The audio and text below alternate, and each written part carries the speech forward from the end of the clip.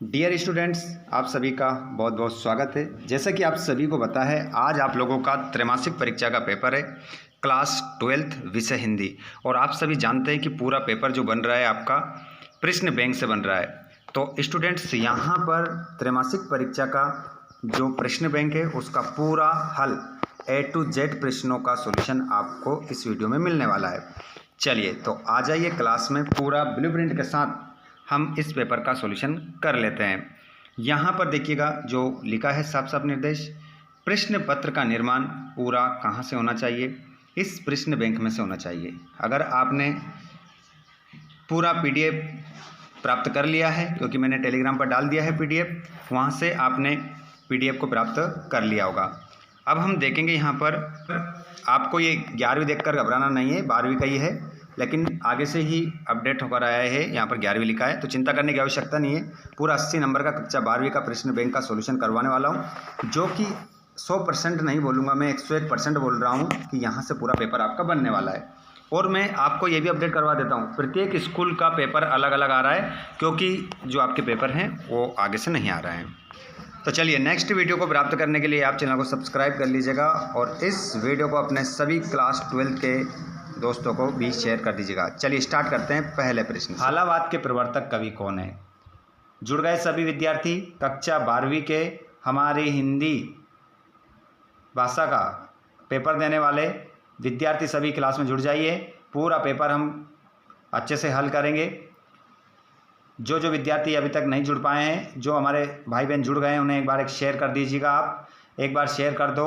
और जो भी आप अभी तक इस वीडियो को देख रहे हैं, अगर आपने चैनल को सब्सक्राइब नहीं किया है तो चैनल को सब्सक्राइब कीजिएगा और हमारी फैमिली का हिस्सा आप अवश्य बने, क्योंकि बहुत ही मेहनत की जाती है आप लोगों की परीक्षाओं की तैयारी करवाने के लिए। आइए बच्चों, तो पहले क्वेश्चन को हम स्टार्ट करते हैं। हालावाद के प्रवर्तक कवि कौन है? जयशंकर प्रसाद, अज्ञे, हरिवंश राय बच्चन, महादेवी वर्मा। तो इसमें आपका करेक्ट आंसर हो जाएगा हरिवंश राय बच्चन। दिन जल्दी जल्दी ढलता है गीत बच्चन के किस काव्य संग्रह से लिया गया है? मधुशाला, मिलन यामिनी, निशा निमंत्रण, मधुकलश। तो इसमें आपका सही आंसर हो जाएगा निशा निमंत्रण। हरिवंश राय बच्चन का जन्म कब हुआ? 1905 में, 1907 में, 1909 में, 1911 में। तो इसमें आपका करेक्ट आंसर 1907 होगा। हरिवंश राय बच्चन का जन्म कहाँ हुआ था? फैजाबाद, इलाहाबाद, हैदराबाद, मुरादाबाद। तो इसमें आपका करेक्ट आंसर हो जाएगा इलाहाबाद। आत्मपरिचय कविता में कवि किसका भार लिए फिरता है? आत्मपरिचय कविता में कवि किसका भार लिए फिरता है? कार्यालय का, परिश्रम का, जगजीवन का, असफलता का। तो यहाँ पर जगजीवन का आंसर होगा। आत्मपरिचय कविता में कवि जीवन में क्या लिए फिरता है? स्नेह, करुणा, प्यार, दया। तो आत्मपरिचय कविता में कवि जीवन में क्या लिए फिरता है? तो प्यार लिए फिरता है। प्यार आपका इसमें आंसर होगा। आत्मपरिचय कविता में कवि बच्चन किसका पान किया करते हैं? जल का, स्नेह सुरा का, सांसों का, सत्य का। तो इसमें करेक्ट आंसर होगा स्नेह सुरा का। आत्मपरिचय कविता में कवि अपने रोदन में क्या लिए फिरता है? राग, रास, राज, राम। तो इसमें सही उत्तर आपका हो जाएगा राग। राग लिए फिरता है। आगे देखिएगा क्वेश्चन क्रमांक नेक्स्ट। पूरा त्रैमासिक पेपर इसी में से बनने वाला है, इसलिए सारे ऑब्जेक्टिव गवर्नमेंट ने जारी कर दिए हैं कि इनको अच्छे से लगाइएगा और बेहतर तैयारी अपनी कीजिएगा। अगला क्वेश्चन आपके स्क्रीन पर आप देख पा रहे हैं यहाँ पर कि आत्मपरिचय कविता में कवि स्वयं को दुनिया का एक नया क्या मानता है? तो क्या मानता है? दीवाना। स्पीड थोड़ी तेज़ बढ़ा देता हूँ, क्यों? क्योंकि पेपर थोड़ा सा लंबा खींचेगा, थोड़ा टाइम ज़्यादा लगेगा, इस कारण से डायरेक्ट फटाफट आंसर बता देता हूँ। आप भी अपने हाथ में कॉपी रखिएगा, पेन रखिएगा और इन क्वेश्चनों को नोट कर लीजिएगा अच्छे नंबर लेने के लिए। पूरा त्रैमासिक पेपर यहाँ से आपका क्या करने वाला है? बनने वाला है। फिर मत बोलिएगा कि बताया नहीं, त्रैमासिक में पेपर कहाँ से आया, हमें नहीं पता, हमें तो सूझ नहीं पड़ी। पहले ही बोल रहा हूँ, अच्छे से इसको नोट कर लीजिएगा। आत्मपरिचय कविता में कवि कैसा संसार लिए फिरता है? तो इसका आंसर हो जाएगा यथार्थ का, आदर्श का, स्वप्नों का। तो इसमें आंसर आपका स्वप्नों का हो जाएगा। हो ना जाए पथ में रात कहीं सोच सोच कर पंक्ति, जल्दी जल्दी कौन चलता है, तो पंथी चलता है। अगला क्वेश्चन है, किसका ध्यान करके चिड़िया के परों में चंचलता आ जाती है, अपने बच्चों का। बच्चों की याद आने पर चिड़िया क्या करती है, रोती है, सोती है, तेजी से उड़ती है। तेजी से उड़ती है आंसर होगा। दिन जल्दी जल्दी ढलता है, कविता में कवि हताश व दुखी क्यों है, आर्थिक हानि के कारण, अपराध के कारण, परिवार से बिछुड़ने के कारण। तो यही हिस्सा ऑप्शन आपका करेक्ट होगा। कवि आलोक धनवा किस दशक के कवि हैं, तो यहाँ पर आपका 7वें 8वें दशक के कवि हैं। आगे चलते हैं, लिखते चलिएगा, स्क्रीनशॉट PDF सब मिल जाएगा, चिंता न करें। कवि आलोक धनवा की पहली कविता कौन है, भागी हुई लड़कियां, ब्रोनो की बेटियां, इनमें से कोई नहीं, जनता का आदमी। तो करेक्ट आंसर हो जाएगा जनता का आदमी। कवि आलोक धनवा का एकमात्र कविता संग्रह भागी हुई लड़कियां, ब्रोनो की बेटियां, जनता का आदमी, दुनिया रोज बनती है। तो यहाँ पर आपका करेक्ट आंसर हो जाएगा दुनिया रोज बनती है। अगला क्वेश्चन, छत से गिरने और बचने के बाद बच्चे बन जाते हैं, निडर। निडर आपका आंसर होगा। पतंग कविता किसके लिए प्रसिद्ध है, प्रतीकों के लिए, चित्र विधान के लिए, बिंब विधान के लिए, व्यंग्यार्थ के लिए। तो यहाँ जो करेक्ट आंसर हो जाएगा वो हो जाएगा बिंब विधान के लिए। बिंब विधान के लिए आपका क्या होगा, आंसर हो जाएगा। अगला क्वेश्चन है, पतंग उड़ाते बच्चे किसके सहारे स्वयं भी उड़ते हैं, तो रंध्रों के सहारे। रंध्रों के सहारे आपका आंसर होगा। मातृक छंद का उदाहरण है, तो यहाँ पर सवैया, कवित्त, सोटा, इनमें से कोई नहीं। तो सोटा जो होता है ये आपका मातृक छंद का उदाहरण है। माधुर्य गुण किन रसों में पाया जाता है, तो माधुर्य गुण जो होता है वीर में नहीं पाया जाता है, रौद्र में नहीं पाया जाता है, आशी में नहीं पाया, श्रृंगार में पाया जाता है। आगे हम बात करेंगे श्रृंगार रस, यहाँ पर आंसर होगा।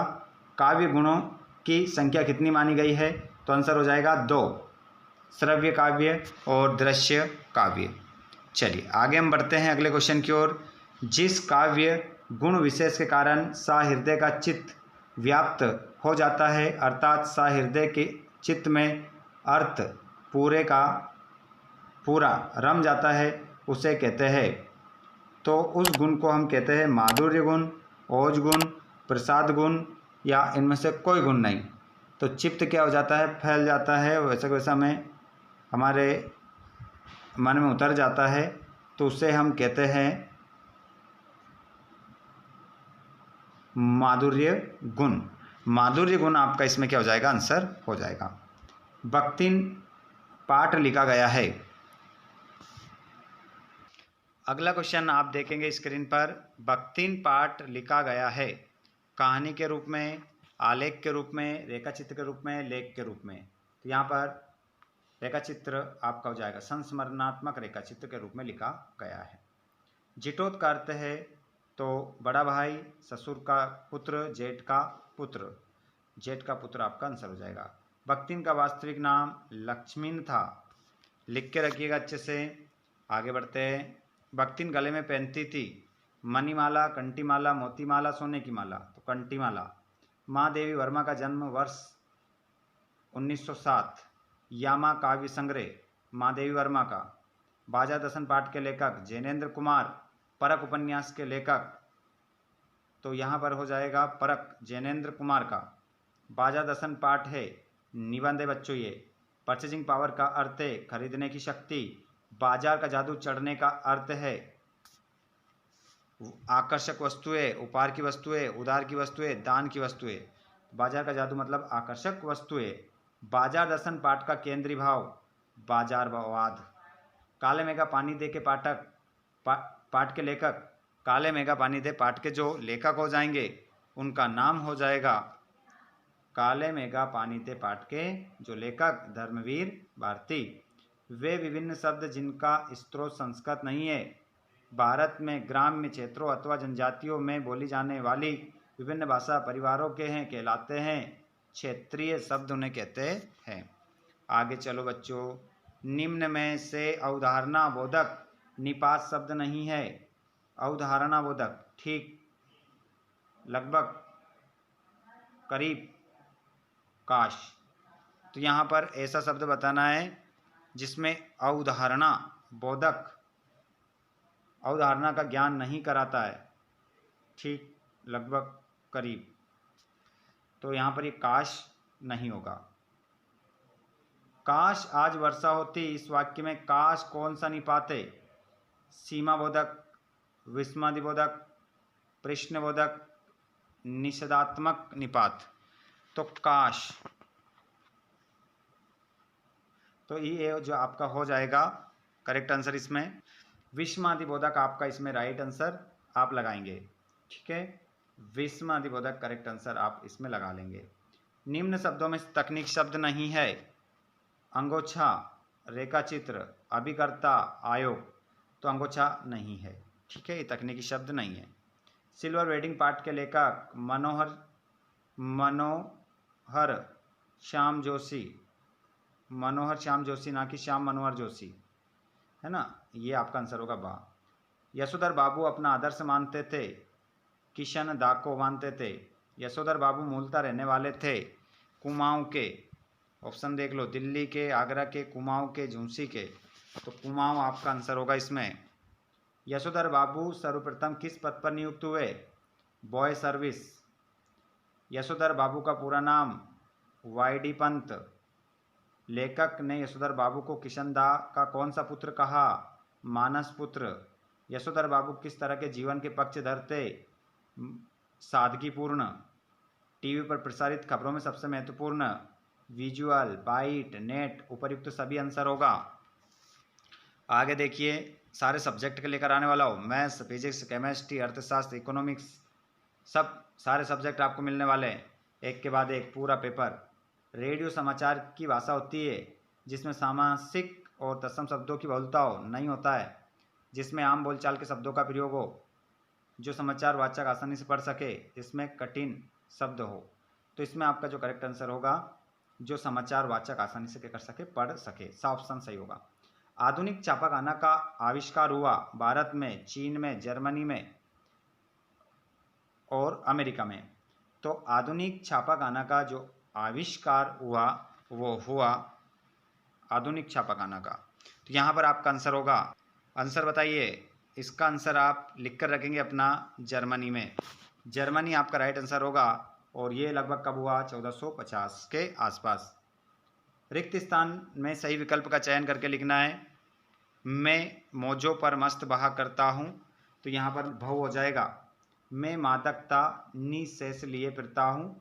मैं बना बना कितने जग रोज मिटाता हूँ। मैं बना बना पुनरुक्ति प्रकाश अलंकार हो जाएगा। कभी बच्चन का ध्यान नहीं करते, किसका? जग का। कभी संसार को गाना कहते हैं, रोने को। कभी संसार कवि के गाने को गाना कहता है, सॉरी, रोने को गाना कहता है, रोने ऑप्शन में। और दुनिया की सबसे रंगीन और हल्की चीज़ है पतंग। पतंग की पतली कमानी की बनी होती है, बांस की। आचार्य भरत ने काव्य की आत्मा माना है, तो आचार्य भरत ने काव्य की जो आत्मा माना है वो माना है, भरत देखकर डर मत जाना, भरत मतलब भरत मुनि, तो उन्होंने रस को काव्य की क्या माना है? आत्मा माना है। आश्रय के चित्त में उत्पन्न होने वाले अस्थायी मनोविकारों को क्या कहते हैं? तो उन्हें संचारी भाव कहते हैं। भाव पक्ष में प्रदान होता है, भाव पक्ष में जो प्रदान होता है वो क्या होता है? रस होता है या अलंकार होता है, ये आपको बताना है। तो भाव पक्ष में इन दोनों में से क्या प्रदान होता है? तो इसमें हम क्या ग्रहण करते हैं? रस को ग्रहण करते हैं। तो भाव पक्ष में रस क्या होता है? महत्वपूर्ण होता है ना। अलंकार से तो काव्य की क्या बढ़ती है? सुंदरता बढ़ती है। आश्रय के चित्त में उत्पन्न होने वाले अस्थायी मनोविकारों को क्या कहते हैं? संचारी भाव। ये रस हो गया। संचारी भाव की संख्या 33 होती है, स्थायी भाव की संख्या 10 होती है। प्रत्येक रस का एक क्या होता है? स्थायी भाव होता है। रस के प्रमुख अंग होते हैं 4। आगे हम बढ़ते हैं। विवत्स रस का स्थायी भाव जुगुप्सा हो जाएगा। विभाव के प्रकार होते हैं 2, अनुभाव के प्रकार होते हैं। तो अनुभाव के यहाँ पर जो प्रकार हो जाएंगे, आपका करेक्ट आंसर इसमें लगाएंगे आप 4 लगा देंगे आप इसमें, 4 आंसर आपका इसमें करेक्ट हो जाएगा। आगे हम बढ़ते हैं। आश्रय की बाह्य शारीरिक चेष्टाएं कहलाती है अनुभाव। स्थायी भाव को जागृत करने वाले कारणों को कहते हैं स्थायी भाव को जागृत मतलब जगाने वाले कारणों को जो कहते हैं बच्चों वो कहते हैं आलंबन। स्थायी भाव को जागृत करने वाले कारणों को आलंबन कहते हैं। आगे देखते हैं। तो आलंबन यहाँ पर आप करेक्ट आंसर लगाएंगे। और अगर यही स्थायी भाव जागृत होकर क्या हो जाते हैं, तीव्र हो जाते हैं, तो क्या कहलाते हैं, उद्दीपन, है ना। उद्दीपन ये काम करता है तीव्र करने का। क्रोध स्थायी भाव जागृत होकर रस के रूप में परिणत होता है, रौद्र रस। व्यंग्योक्ति को पढ़कर, देखकर अथवा सुनकर रस की अभिव्यक्ति होती है। तो यहाँ पर आपकी जो व्यंग्योक्ति को पढ़कर, देखकर व सुनकर जो रस की उत्पत्ति होती है वो होती है हास्य रस की। बख्तिन का कद था छोटा। बख्तिन पाठ के रचिता है महादेवी वर्मा। लेखक के दूसरे परिच्छेद में अधिक है। तो लेखक के दूसरे परिच्छेद में जो अधिक क्या है, सुख या दुख। तो अगला जो क्वेश्चन है आपका, इसमें आप देखेंगे कि रोटी अच्छी सेकने के प्रयास में बहुत क्या हो गई, तो खरी हो गई। मेरे भ्रमण की एकांत साथिन बख्तिन, मेरे पास वहाँ जाकर रहने के लिए रुपया नहीं है। मेरे पास वहाँ जाकर रहने के लिए क्या नहीं है, रुपया नहीं है। बख्तिन और मेरे बीच में का संबंध है, सेवक स्वामी का संबंध है। वे शब्द जो क्षेत्र विशेष में बोले जाते हैं, क्षेत्रीय शब्द, वे शब्द जो वाक्य में किसी शब्द के बाद बल देने के लिए लगाए जाते हैं, निपात शब्द कहलाते हैं। फटाफट लिखते चलिएगा और समझिएगा, कोशिश करिएगा समझने की बस ज़्यादा से ज़्यादा, क्योंकि पूरा का पूरा पेपर आपका इसमें से छपने वाला है। ध्यान रखिएगा बात को। सिल्वर वेडिंग के कथानायक, तो यहाँ पर किशन दा आपका आंसर हो जाएगा। मनोज श्याम जोशी का जन्म कब हुआ था, तो ये आपका करेक्ट आंसर इसमें होगा 9 अगस्त सन 1933 राजस्थान के अजमेर में, या 15 अगस्त सन 1940 राजस्थान के अजमेर में। तो यहाँ पर आपका जो करेक्ट आंसर लगाएंगे 9 अगस्त 1933 आप आंसर लगा देंगे। 9 अगस्त 1933 राजस्थान के अजमेर में। किशन दा ने यशोधर बाबू को उधार दिए थे 200 रुपये, 100 रुपये या 50 रुपये। तो इसमें आपका जो करेक्ट आंसर आप लगाएंगे वो लगाएंगे विद्यार्थी 50 आप आंसर लगा लो। इसमें 50 आपका क्या हो जाएगा, करेक्ट आंसर हो जाएगा। सिल्वर वेडिंग में भूषण ने अपने पिता को उपहार में दिया ऊनी ड्रेसिंग गाउन। सिल्वर वेडिंग कहानी में मुख्य पात्र यशोधर पंत की शादी के का वर्णन है, तो 25वीं सालगिरह। अगला क्वेश्चन है, यशोधर बाबू ने दफ्तर से लौटते हुए रोज जाने की रीति बनाई, बिड़ला मंदिर। यशोधर बाबू मूल रूप से कहाँ के रहने वाले थे, कुमाऊं। आगे चलते हैं। अगला क्वेश्चन है आपका, एक सफल साक्षात्कारकर्ता में होना चाहिए पर्याप्त ज्ञान होना चाहिए। स्तंभ लेखन का प्रमुख रूप है, विचारपरक या सकारात्मक। तो स्तंभ जो लेखन है वो किसका प्रकार है ये बताना है। इसमें आप विचारपरक अपना क्या लगा देंगे, सही आंसर लगा देंगे। विचारपरक आपका करेक्ट आंसर इसमें रहेगा। अगला क्वेश्चन आप देख रहे हैं कि क्वेश्चन कह रहा है संपादकीय को आवाज़ माना जाता है अखबार की आवाज़ माना जाता है। इसमें विचारपरक आपने लगाया है, पर्याप्त ज्ञान, कुमाऊं। चलिए आगे देखते हैं। सत्य काले मेघा पानी दे पाठ रेखा चित्र है, तो ये क्या हो जाएगा आपका असत्य हो जाएगा। अब सत्य के लिए मैं टिक लगाकर बताऊंगा डायरेक्ट। इसका आंसर क्या है, असत्य। तो कट लगाऊंगा, समझ जाना, ताकि परचेसिंग पावर का अर्थ क्रय शक्ति होता है, सत्य। बख्तिन धर्मवीर भारती की रचना है, असत्य। इंद्र सेना का अर्थ मेंढक मंडली होता है, सत्य। सरस्वती पत्रिका का संपादन हजारी प्रसाद द्विवेदी ने किया था, तो इसका आंसर भी सत्य हो जाएगा। बख्तिन देहातीन थी, सत्य। बाजार का जादू आँख की राह काम करता है, सत्य। जैनेन्द्र कुमार मनोवैज्ञानिक उपन्यासकार थे, सत्य। गुण की संख्या 3 होती है, सत्य। वर्णिक छंद की गणना वर्ण के आधार पर की जाती है, सत्य। जहाँ कारण के बिना कार्य होना कहा जाता है वहाँ व्यतिरेक अलंकार होता है, तो ये क्या हो जाएगा आपका, असत्य हो जाएगा। अगला क्वेश्चन आप देखिएगा। यहाँ पर क्वेश्चन कह रहा है आत्मकथा सत्य घटना पर आधारित नहीं होती है, असत्य। रेडियो नाटक में संवाद का कोई महत्व नहीं है, असत्य, क्योंकि होता है। स्थूल के प्रति सूक्ष्म का विद्रोही छायावाद है, सत्य।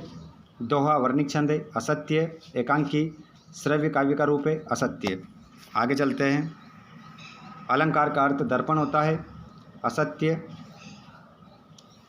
असत्य लगाएंगे। समाचार पत्र लेखन के 7 ककार होते हैं, सत्य, 6 होते हैं, 6 ककार होते हैं ना, असत्य लगाएंगे। कविता का अनिवार्य तत्व ले है, सत्य। हरिवंश राय बच्चन की आत्मकथा 2 खंडों में है, असत्य। प्रवासी की डायरी बच्चन की आत्मकथा है, सत्य। बच्चे प्रत्याशा में नीड़ों से जाग रहे होंगे, सत्य। दिन जल्दी जल्दी ढलता है, कविता में दिन का पंथी सूर्य को माना गया है, असत्य, रागिर को माना गया है। कैमरे में बंद अपाइज कविता में दूरदर्शन पर व्यंग्य किया गया, सत्य। सीधी बात छंदों के चक्कर में फंस गई, तो सीधी सी बात असत्य, क्योंकि भाषा के चक्कर में फंस गई। रघुवीर साहिब दूसरे तार सप्तक के कवि हैं, तो सत्य हो जाएगा। छायावाद के प्रवर्तक कवि जयशंकर प्रसाद है, सत्य। आगे देखिएगा, अगला प्रश्न आपकी स्क्रीन पर, रामचरितमानस की भाषा ब्रज में की गई है, असत्य। डॉक्टर नगेंद्र छायावाद को स्थूल के प्रति सूक्ष्म का विद्रोह कहा है, सत्य। कवि ने हार कर बात को कील की तरह ठोक दिया, सत्य। आगे बढ़िएगा, लिख के रखिएगा इन क्वेश्चनों को और अच्छे से याद जरूर करके जाना है। कार्यक्रम को रोचक बनाने के लिए कैमरे के सामने अपाइज को रोने के लिए विवश किया गया, सत्य। कुंवर नारायण प्रकृतिवादी कवि के रचनाकार हैं, तो ये भी सत्य लगा देंगे आप। और कवियों ने प्रकृति का मानवीकरण किया, सत्य। भारतेंदु युग को हिंदी कविता का जागरण काल माना जाता है, सत्य। प्रयोगवाद के प्रवर्तक शमशेर बहादुर सिंह है, असत्य। कविता एक खिलना है बच्चों के बहाने, असत्य। सिल्वर वेडिंग कहानी के नायक भूषण है, असत्य। जूझ कहानी गोदान उपन्यास का अंश है, असत्य। आगे हम चलते हैं और यहाँ पर देख लेते हैं, सौंदलगेकर मास्टर कविता बहुत अच्छे ढंग से पढ़ाते थे, इसका आंसर सत्य आपका होगा। उसके बाद में आप देखेंगे, सिल्वर वेडिंग उत्सव विवाह के 25 वर्ष पूर्ण होने पर मनाया जाता है, सत्य आपका आंसर हो जाएगा। उसके बाद जूझ कहानी का मुख्य पात्र आनंदा है, सत्य। और भारत का पहला छापाखाना दिल्ली में लगाया गया था, असत्य। निरक्षरों के लिए मुद्रित माध्यम बहुत उपयोगी है, असत्य। पत्रकारिता जल्दी में लिखा गया साहित्य है, असत्य। इंटरनेट पर पढ़ने सुनने और देखने में तीनों की ही सुविधा है, सत्य। भक्तिन का कद लंबा था, असत्य। जयशंकर प्रसाद का महाकाव्य आंसू है, असत्य। विवश रस को दसों रस माना गया, असत्य। तौलिया तकनीकी शब्द है, असत्य। चलिए यहाँ पर आप देखेंगे जोड़ी को मिलाएंगे, आत्म परिचय। तो आत्म परिचय को आप किससे मिलाएंगे, हरिवंश राय बच्चन, पतंग आलोक धनवा, विभाव रसकंग, भक्तिन महादेवी वर्मा, लक्षणा शब्दशक्ति, विभिन्न माध्यमों के लिए लेखन, तो इसको आप मिलाएंगे अभिव्यक्ति एवं माध्यम। आगे जोड़ी आपकी क्या बोलूँ क्या याद करूँ, तो इसको आप मिलाएंगे हरिवंश राय बच्चन से मिलाएंगे। क्या बोलूँ क्या याद करूँ, हरिवंश राय बच्चन नीचे हमारे दे रखे हैं। संपादकीय पृष्ठ, तो इसको आप संपादकीय पृष्ठ को आप मिलाएंगे अखबार की आवाज़। डेडलाइन अंतिम समय सीमा, हिंदी साहित्य का स्वर्ण युग भक्ति काल, झूठ का निश्चय होना, तो यहाँ पर देखिएगा अभी कहानी का केंद्र बिंदु कथानक और झूठ का निश्चय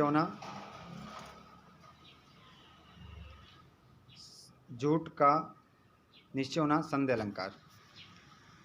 आगे देखिएगा आचार्य रामचंद्र शुक्ल, तो इनको आप मिलाओगे अलंकार काव्य की आत्मा, उपमेय में उपमान का आरोप, उपमेय में क्या किया जाता है, उपमान का आरोप कर दिया जाता है, तो इसको आप मिला लोगे व्यतिरेक अलंकार, उपमेय को उपमान से श्रेष्ठ।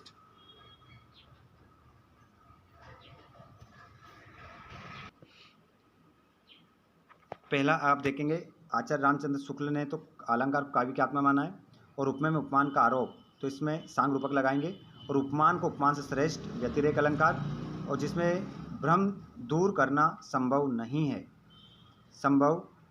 है, तो उसे हम कहेंगे संदेह अलंकार, और इसमें अनिश्चय की स्थिति हमेशा क्या रहती है, बनी रहती है, भ्रांतिमान अलंकार। आगे हम चलेंगे, आगे यदि हम देखें तो एक शब्द में उत्तर आप देखेंगे यहाँ पर, उसमें देखेंगे रीतिकाल में किस रस की प्रधानता है, तो यहाँ पर आपका श्रृंगार रस हो जाएगा, श्रृंगार आप इसमें आंसर लगाएंगे। उसके बाद में मीरा किसकी भक्त है, कृष्ण आप लगा देंगे। गुनाहों का देवता उपन्यास किसका है? धर्मवीर भारती का है, धर्मवीर भारती। तुलसीदास स्वयं को क्या कहलवाना पसंद करते हैं? दास। पंचतंत्र में किस प्रकार की कहानियाँ लिखी जाती है? तो पंचतंत्र में ज्ञानप्रद, ज्ञान क्या लिख देंगे? ज्ञानप्रद कहानियाँ लिखी जाती है। अगला क्वेश्चन, किशन-दा का वास्तविक नाम? कृष्णानंद पांडे। क्या हो जाएगा? कृष्णानंद, कृष्णानंद पांडे आपका आंसर हो जाएगा। पृथ्वीराज रासो किस युग की रचना है? तो वीर गाथा काल का है या आदिकाल लिख सकते हैं, वीर गाथा काल या आदिकाल। आज्ञा किस युग के प्रवर्तक हैं? तो आप लिखेंगे प्रयोगवाद, प्रयोगवाद आपका क्या होगा इसमें? आंसर हो जाएगा। प्रत्येक पंक्ति में 31 वर्ण वाली रचना क्या कहलाती है? तो रचना क्या कहलाती है? छंद, छंद कहलाती है। और ऐसा लघु वाक्यांश जिसके प्रयोग में भाषा में सौंदर्य उत्पन्न होता है क्या कहलाता है? तो मुहावरा, मुहावरा आपका क्या होगा इसमें? आंसर होगा मुहावरा, मुहावरा क्या लिख देंगे आप? आंसर लगा देंगे। सुनकर आपको आंसर लगाना है फटाफट। किसी घटना, समस्या या मुद्दे की गहन छानबीन या विश्लेषण को क्या कहते हैं? तो देखिए, किसी घटना, समस्या या मुद्दे की गहन छानबीन को विश्लेषण को क्या कहते हैं?